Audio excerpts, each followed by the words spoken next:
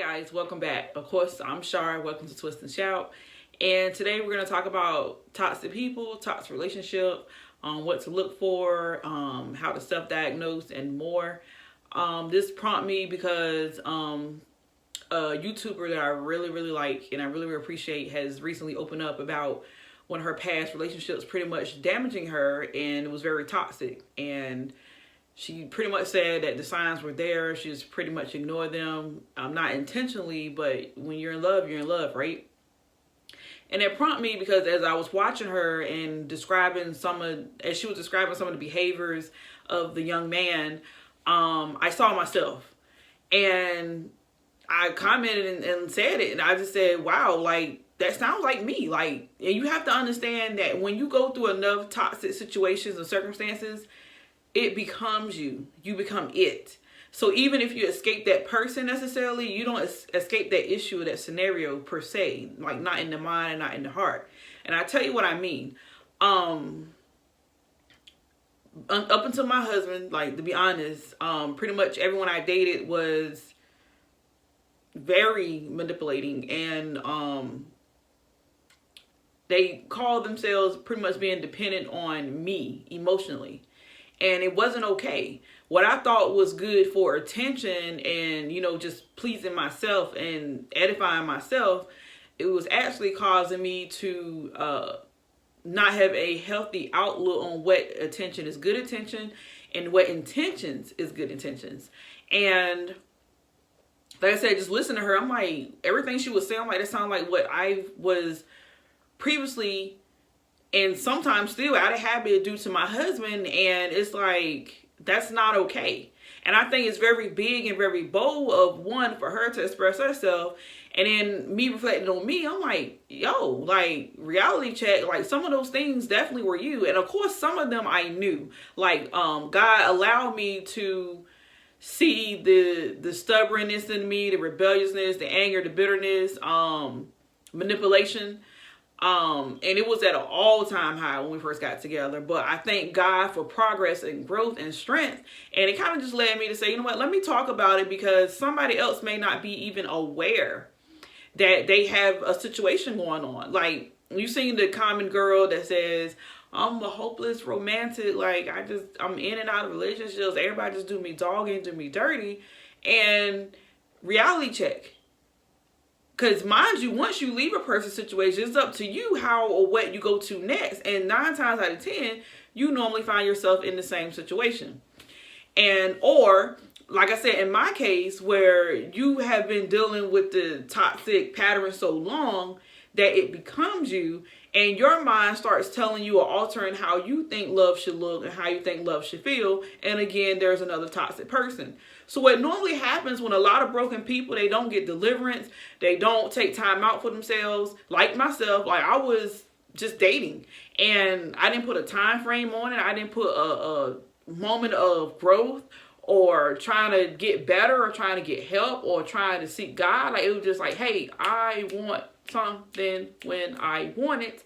And as a result, there was a lot of repetitive behavior that led me to be a toxic person myself. And again, going back to the person who may say, okay, no, I didn't become as they were, but maybe your demeanor changed. Like, maybe you start thinking just a little bit less of yourself each time, and some things that would have been a warning sign before or would have been a red flag before, you start to kind of ignore and just say, well, at least it's not that bad, or it's not that. And in reality, you start tearing your own self down, and you start making less and less of an impression to just say, hey, I am worthy. I deserve better. I deserve more than this. And that happens more often than what's mentioned or what people can explain to. And like I said, it just prompted me to say, let me say it. Let me speak on it. And I say that to not to be demeaning or to make somebody seem small or little. I say that to say that change is good. Change can happen. All things are possible. And the only thing that I can say that would help, that, like I said, for me, it was just awareness, like really just like open-minded and saying, wow, that sounds familiar. And even I will go as far to say, let me just throw out some phrases or some things that you may have heard or you may have said in your relationship to kind of, say, oh, I heard that before. Oh, that's right. Oh, that's true. And just going off the top of my head, some things maybe I have said or was said to me. Let's start with the big one. I'm going to hurt myself, like in the middle of a relationship or an argument, and literally just go from 0 to 100. Like, I'm gonna hurt myself. You don't love me, so I'm just gonna off myself. Nobody cares about me. I'm just gonna go and kill myself. I feel like dying. I feel like nobody loves me. Nobody wants me to be here. Like, I feel so alone. I feel so excluded. Man, I'm trying to spend time with you, but you always trying to do something else, man. Like, no, and maybe you had just spent time with this person the day before. Man, I waited all day for you, and this was supposed to be our time, even though there was no pronunciation of it being you guys' time. Or do you love me? Do you care? Like, repeatedly asking that for reassurance, like just keep asking it over and over again. Do I please you? Is there somebody else? Are you talking to somebody else? Like, these are questions that you may hear often, and you may be thinking like, did I just answer that? Or why are we going to do this again? And those are signs of manipulation, of someone just really trying to get into your mind and really trying to tap that space where almost let you realize or understand that, hey, they can't live without you, but they somehow did before, type thing. Manipulation comes in different forms. Some obvious, some not so obvious. A lot of times with toxic people, they tend to play victim a lot. And not saying necessarily that they never are, but they can take the innocence of things and just turn it around, make it World War III, literally. And you have to be careful, you have to be watchful, because we have a duty to, not prejudge and not premeditate on things, but at the same time, we have to be watchful, be careful, because people are slick, and sometimes people do things subconsciously that they don't even know that they're doing. And I think that was definitely me. Like, I'm like, no, I am hurt. No, I am bothered. But then when I actually went back and sat down and thought about some of these things, it's like, it wasn't even that serious. But you can't tell yourself nothing in that situation. It's always once you step out of it that you be like, I knew better. But for me, what has helped, and I know people have heard it 1,000 times, but definitely prayer. Prayer and just being vulnerable and being open to your partner. Like, hey, I know I got issues, and I know I have problems, and I know that I'm probably stressing you out and probably hurting your feelings more than normal, but bear with me. And I would say the biggest thing about toxic people, like going into a new relationship, make sure that you want a relationship and you're not just coping with your pain and your hurt. Like, you're not just trying to get over a hump. Like, when you come up to that speed bump, you kind of just like, I'm going to still go, but I'm going to take my own pace and time. And you don't want to have that type of mentality where you're dragging somebody along just to drop them off, or just to say, never mind, I'll go this way. You don't want to ever do that, because then you're planting seeds to create more toxic people. And it really is that simple. Like, something as simple as rejection or manipulation can really hurt people, and hurt people for a long time. Especially with some of these verbal phrases that I mentioned before, like, oh, if you don't come home, I don't know what I'll do. I feel like hurting myself. You're the only one that's there for me. I need you. And all of those are negative. Even the I need you. We want to be careful, because we don't really need anyone. God has gifted us, man and woman, as items to be together, but we only need God. And even the Bible speaks that a man can't love me if he can't hate his mom, his dad, his sister, his brother, his husband, his wife. Like, that's just what it is. Like, you have to remember to put God first, even over your feelings, no matter how overwhelming they are. And I've learned, I've grown, I'm thankful, I'm trying to speak life to other people, like anybody that I know that may be sharing enough information for me to make a decision, a sound decision, which people say there's their side, your side, and the truth. I will speak on this forever and a day, that discernment is your friend. If you can't read people, or if you find yourself falling for the same type of people in the same type of situation, pray specifically to God saying, I need discernment of my spirit. I need to recognize these spirits so that I won't fall prey to them. And again, I'm still perfecting that, but I think I have a pretty tight hold on that person's, I don't know, no, don't bother with that person, or no, that's not a good fit, or no, that something's not right with that. And you want to make sure that even when you get the discernment, that you want to be wise with it. Like, don't start drama and chaos unnecessarily.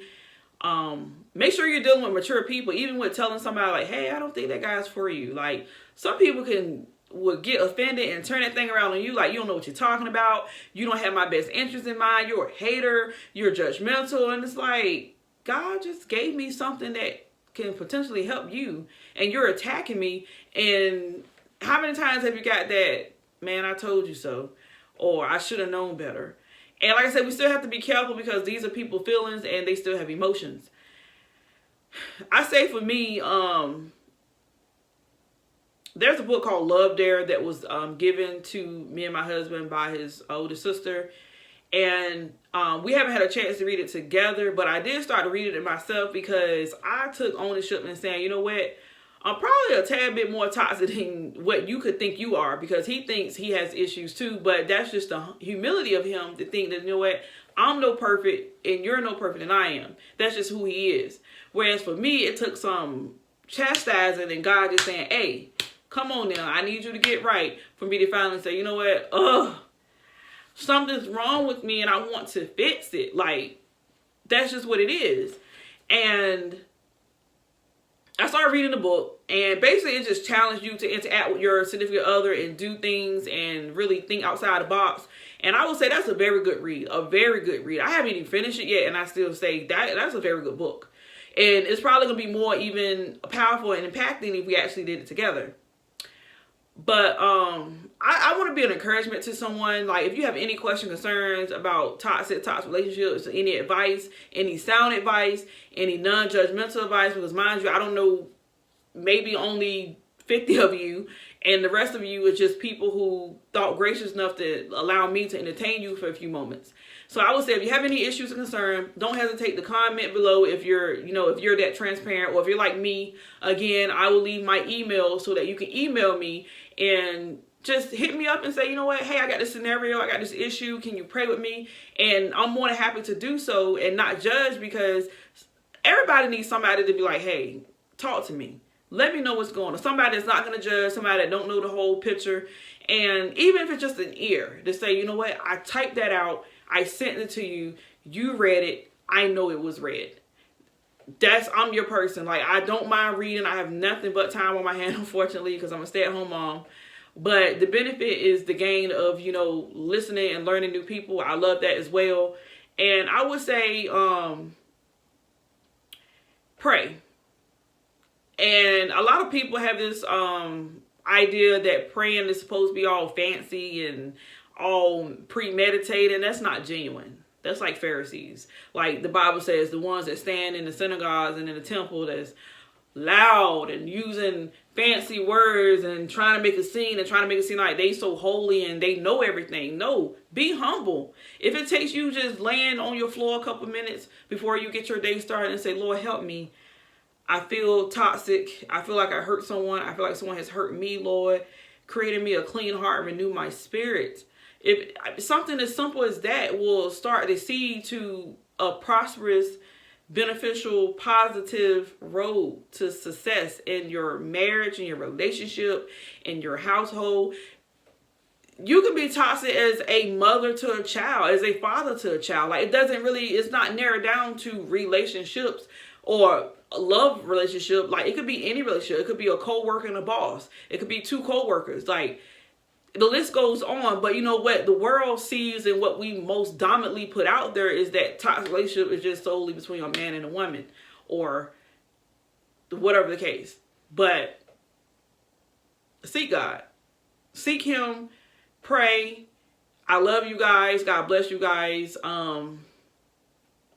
Pray for me, obviously, as I mature in the Lord. I still fall short. I'm still unworthy. I still make mistakes. I'm not perfect. I just have a passion to really help someone, and I hope this is of help. So if this can help someone, please share, subscribe, tell a friend, just share.